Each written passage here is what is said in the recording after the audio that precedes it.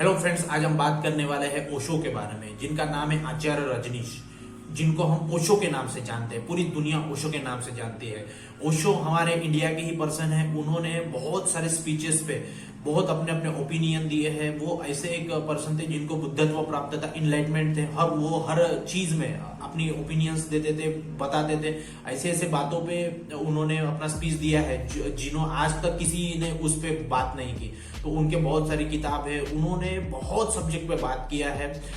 वो ओशो वो इंसान थे जिनसे अमेरिका डर गया था और उनके उनको वहां पे रहने नहीं दिया गया था।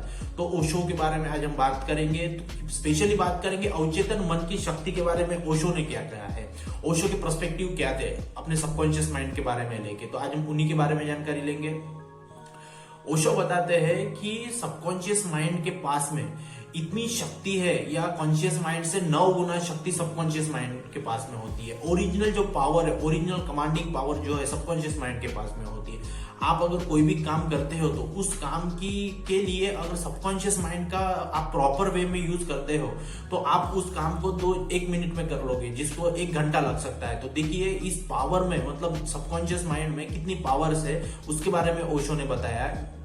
उन्होंने बताया कि जैसे जैसे उन्होंने बताया कि उसके पास में 8 लाख करोड़ की जो पावर्स है वो सबकॉन्शियस माइंड के पास में। हम कभी भी क्या होता है, उन्होंने एग्जांपल देके उन्होंने समझाया कि हम क्या करते हैं अपने जीवन में।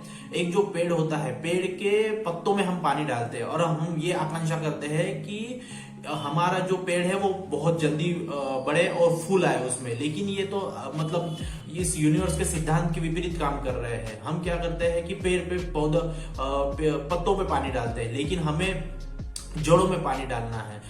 तो वैसे ही हम काम कर रहे हैं कि हम अपने कॉन्शियस माइंड को कमांड दे रहे हैं, लेकिन हमें कमांडिंग देनी है सबकॉन्शियस माइंड को। तो इस एग्जांपल के द्वारा ओशो समझाते हैं कि हमें जड़ों में पानी देना चाहिए। जड़ों के ये प्रकृति ने जड़ों में ऐसी यंत्र दिया है कि वो जड़ों में अगर आप पानी डालोगे तो वो पानी पत्तों तक जाएगा और आपके फूल आएंगे।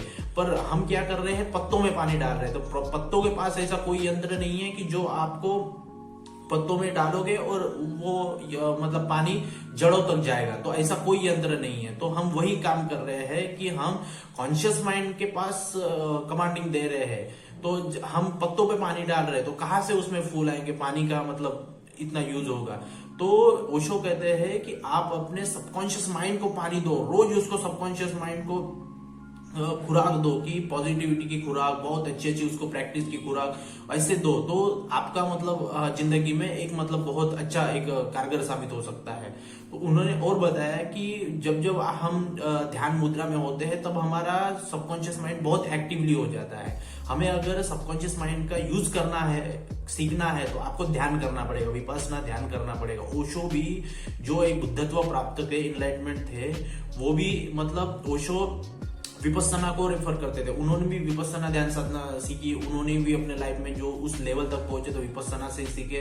तो लॉ ऑफ अट्रैक्शन की जर्नी में ध्यान बहुत एक जरूरी है। तो उन्होंने ऐसा बताया कि आप लॉ ऑफ अट्रैक्शन के जर्नी में हो तो अवचेतन मन की शक्ति को जागृत करना बहुत जरूरी है। तो उन्होंने बताया कि ध्यान की विधि से, ब्रीदिंग पे फोकस करने की विधि से आप सबकॉन्शियस माइंड को एक्टिव कर सकते हो। और दूसरी बताया उन्होंने कि सबकॉन्शियस माइंड में इतनी पावर है कि आप अपने नेचर के, यूनिवर्स के वातावरण के विपरीत काम कर सकते हो। देखो एक ही चीज में इतनी पावर है कि आप वातावरण के विपरीत काम कर सकते हो। ओशो ने बताया, जैसे उन्होंने एक एग्जांपल देके समझाया कि रूस में एक महिला थी। वो ध्यान में जब बैठती थी, उस ध्यान में बैठी 10 फीट, एक टेबल से 10 फीट दूर ध्यान में बैठती थी और उस पे टेबल पे जो भी चीज रही वो अपने ध्यान की शक्ति से वो सरका सकती थी। वो आंखों की शक्ति से, एनर्जी से वो सरका सकती थी। बहुत सारे साइंटिस्ट ने उस पे मशीन लगा के पूरा चेक किया कि ये कैसे हो रहा है। तो जब वो ध्यान में बैठती थी, उसका जो सबकॉन्शियस माइंड था वो इतना एक्टिवली हो जाता था कि उसकी आंखों से रेज निकल के वो चीज हिलने लगती थी, वाइब्रेशन से हिलने लगती थी। तो इसका क्या है कि आप देखो, ये साइंटिस्ट बोल रहे हैं कि लेडीज ने ध्यान में बैठने के बाद में उसके शरीर से ऊर्जा प्रवाहित हो रही थी, धारा प्रवाहित हो रही थी उस वस्तु पे जो टेबल पे रखी है। तो 10 फीट के दूरी से भी वो रेज निकल के उसके चीज को हिला सकते थे। तो इतनी पावर हमारे सबकॉन्शियस माइंड में थी। वो औरत ध्यान में बैठने के बाद में अपना आधा किलो वजन घटा देती थी। तो आधा किलो वजन की जो एनर्जी थी, पावर थी, वो कहाँ गई? तो वो पावर गई उस वस्तु पे जिसने उन्होंने ध्यान में लगाया। 15 मिनट बाद वो वस्तु इतने हिलने लगती थी। तो देखिए सबकॉन्शियस माइंड में कितनी पावर है। तो उन्होंने, ओशो ने ये चीज बताया कि वो औरत पे बहुत सारे एक्सपेरिमेंट गए उसकी। तो सबकॉन्शियस माइंड की पावर्स में उन्होंने, एक साइंटिस्ट ने बताया कि इनके सबकॉन्शियस माइंड बहुत ज्यादा एक्टिव है। उसके माइंड के जो स्नायु है बहुत ज्यादा फ्लो में काम करते हैं, मॉलिक्यूल्स काम करते हैं।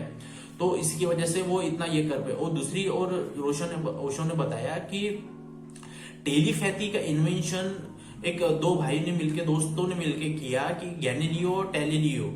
इन्होंने बताया कि एक देश में एक बंदा बैठता था और दूसरे देश में दूसरा बंदा बैठता था, और वो एक चीजें मतलब थॉट्स ट्रांसमिशन करता था। यहां से वो भेजता था, वहां वो रिसीव करता था। ये चीजें क्यों होती थी? इसको टेलीपैथी आज जो बोलते हैं साइंटिफिकली, कि हम मन के द्वारा किसी भी देश में अपने विचार भेज सकते थे। ये आपको लग रहा हो कि कैसे क्या भेज सकते थे? इसको टेलीपैथी प्रोसेस बोलते हैं। कि मैं यहाँ पे बैठ के अमेरिका में एक मैसेज भेज सकता हूँ अपने मन के द्वारा। तो दोनों लोग की फ्रीक्वेंसी मैच होनी चाहिए, दोनों लोग की अलाइनमेंट मैच होनी चाहिए। मैं यहाँ पे, और फिर ध्यान में बैठ के ऐसा विजुलाइज करना है, पावर के हिसाब से विजुलाइज करना है कि वहां पे वो जो बंदा बैठा है, कि वो बंदा हमारे सामने बैठा है, ऐसे विजुलाइज करना है। और वो मैसेज भेजना है, तो वो मैसेज रिसीव करता है। इतने हजारों उन दोनों पे, गैलीलियो पे टेलीपैथी के एक्सपेरिमेंट किए गए। बड़े बड़े शास्त्रज्ञ ने, साइंटिस्ट ने एक्सपेरिमेंट किया कि ये कैसे कर पा रहे हैं। वहां पे वो बंदा बैठ के ये जो यहाँ पे बातें भेज रहा है वो कैसे रिसीव कर रहा है, रिसीव मोड में कैसे। तो वो पता चला कि उनके दोनों के सबकॉन्शियस माइंड इतने एक्टिव है कि हजारों मील भी बैठ के होने की वजह से भी हम मैसेज सेंड कर सकते हैं अपने मन के द्वारा। तो ये मन में, अपने सबकॉन्शियस माइंड में इतनी पावर है कि हम टेलीपैथी कर सकते हैं। तो देखिए, ये अपन तो देखता हूं मैं कि मोबाइल से बात कर सकते हैं, लेकिन मोबाइल जैसे हमारा शरीर भी है, हमारे शरीर भी वाइब्रेशन है, फ्रीक्वेंसी है, अलाइनमेंट है, क्योंकि हम मैसेज भेज सकते हैं। उसको टेलीपैथी बोलते हैं। हमारा माइंड इतना यूजफुल है, सबकॉन्शियस माइंड में इतना पावर है। तो ये 3 एग्जाम्पल के तौर पे ओशो ने बताया कि अचेतन मन की शक्ति में कितना काम होता है, कितना मतलब पावर होता है।